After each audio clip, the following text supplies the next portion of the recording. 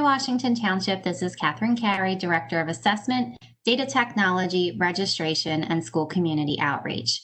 In our third episode of 2020, Mr. Bollendorf, our superintendent, mentioned that there is a question that a lot of our parents and community have about instruction. So we're going to do a video that spotlights our curriculum department.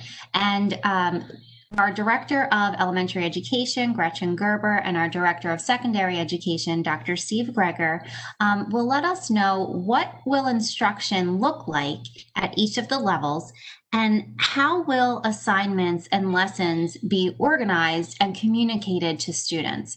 This question was asked multiple times, especially on the COVID-19 info at WTPS.org email. And a lot of times it was asked in relation or compared to the instruction that was provided between March and June of last year. The question about the organization and communication of information primarily came from the elementary level, looking for a more streamlined way to communicate what the students would be learning that day. So we're going to take a look at what instruction will look like at each level, and I turn it over to my colleagues, Gretchen Gerber and Dr. Steve Greger. Thank you. So first, I'm Gretchen Gerber. I'm the Director of Elementary Education. And before I respond, it's important to note that all students in pre-K through second grade will be receiving a district-issued iPad, and all students in grades 3 through 5 will be receiving a laptop. This is a monumental change from last year. Another main difference from the elementary level from our experience last spring is that all teachers will be using Schoology. Schoology is a learning management system that will allow teachers to include their daily and weekly learning activities in a list format. Consider it like a launch pad to other digital resources such as Seesaw or Class Notebook, and to digital content such as videos and learning activities. All students in K to 5 will be starting their daily learning from Schoology, regardless of being remote or in person. So this will eliminate the need for the daily emails like the ones we sent last spring, and all staff will be using the platform by the middle of September, which will allow us time to train new teachers and support teachers as they learn how to fully utilize this amazing resource. So what does the in-person hybrid day look like is the first part I want to address. So in the restart and recovery plan of the elementary hybrid schedule details the subjects and our priorities for in-person learning. This can be found on page 122 to 131 of the document. So that's really where you'll see what subjects are being covered. But in order to address the priorities, our priorities are really for in-person instruction is that we want to establish, teach, and review and reinforce our health and safety procedures, such as face coverings, hand washing, social distancing. We want to explicitly teach students how to access our online platforms, although we will have recordings available for students who are on fully remote. We also want to set clear expectations of remote and in-person learning. And it's really important for us to include our social emotional learning, our SEL session, which is going to be about approximately 15 minutes a day, where students are going to engage in building better people activities such as class meetings, mindfulness practices, and class discussions about the Positivity Project's character traits for the week. We want to take this time to capitalize on the opportunity to establish a rapport with students and begin building a strong classroom community. And the important thing to understand is that our lessons will mirror the remote lessons at home. So in other words, the same content will be taught in person, will also be taught remotely. However, instead of watching the recording on Schoology, additional modeling, scaffolding, and questioning will be implemented for in-person learners.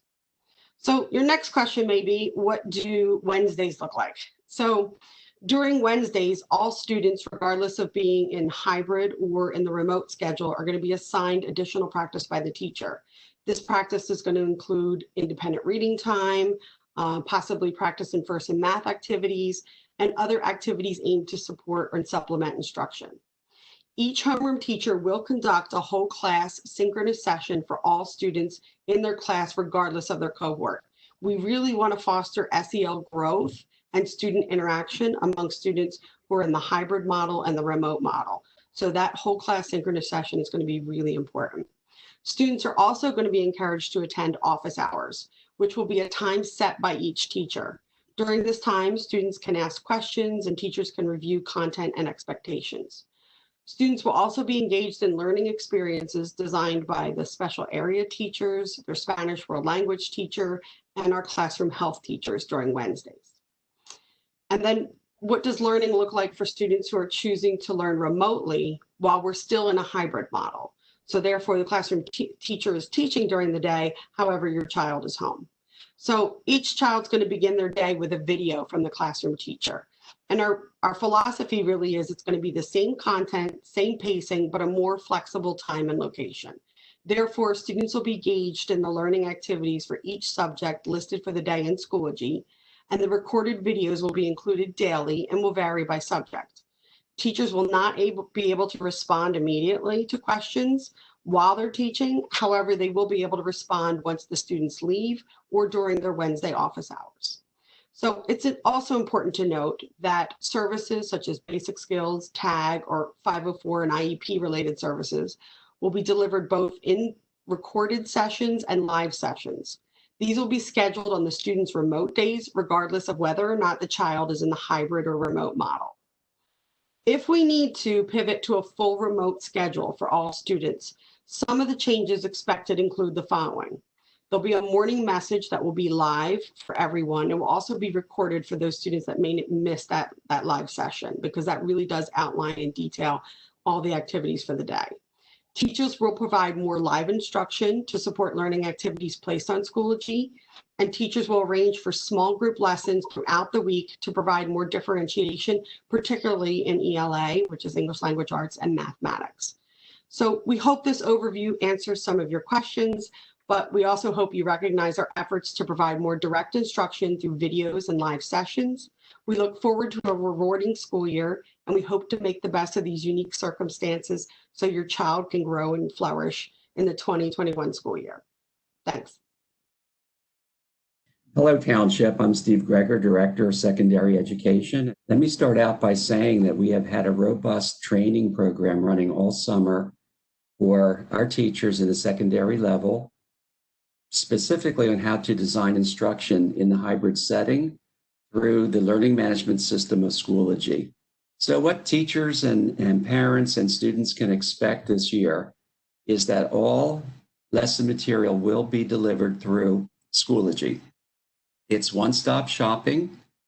We have eliminated the daily emails with the learning targets and the resources in them, because on a daily basis, students are expected, whether in the face-to-face setting or in the remote setting, to log on to Schoology regularly to access all lesson material, be able to communicate with the teacher, and also have some synchronous contact with their instructor. So let's start by looking at the face-to-face portion. So a student in cohort A would attend school on Monday and Tuesday, and then Thursday and Friday would be their remote sessions. In that face-to-face setting, the teacher would have students log on to Schoology, so they would have no need to bring backpacks with materials and textbooks in them, as we have everything digitalized or delivered through an online platform. So with the teacher in the classroom, the teacher can have students be introduced to the learning target for the day. That might be through a video. And then the remote cohort, who is also studying that day remotely, can watch the same material at his or her own pace. So we like to call it same content, same pacing, but flexible time and schedule.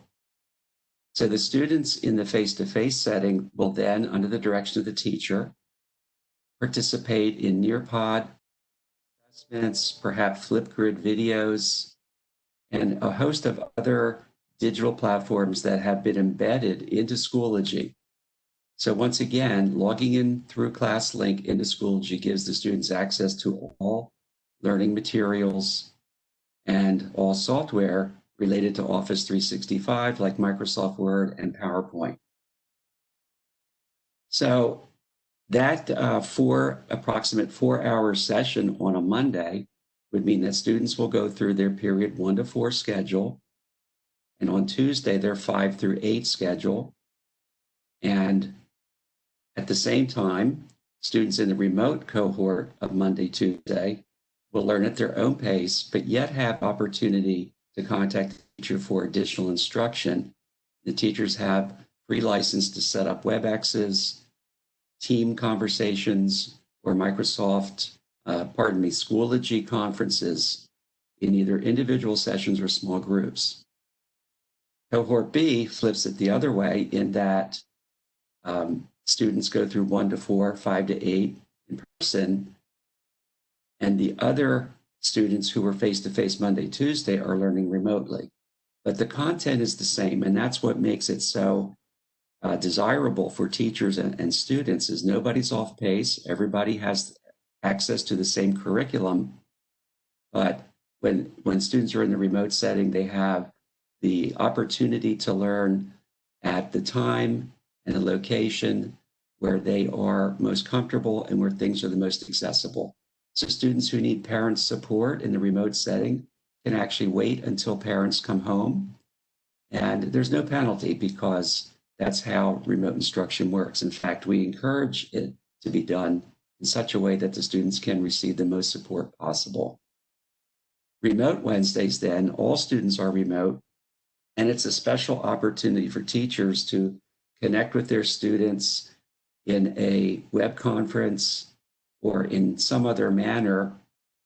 We call them office hours, where the teacher will be available and students can enter a web conference and see their peers and perhaps get additional instruction. That's also the day that we would offer the Tier 2 interventions, as we call them, in our multi-tier system of support.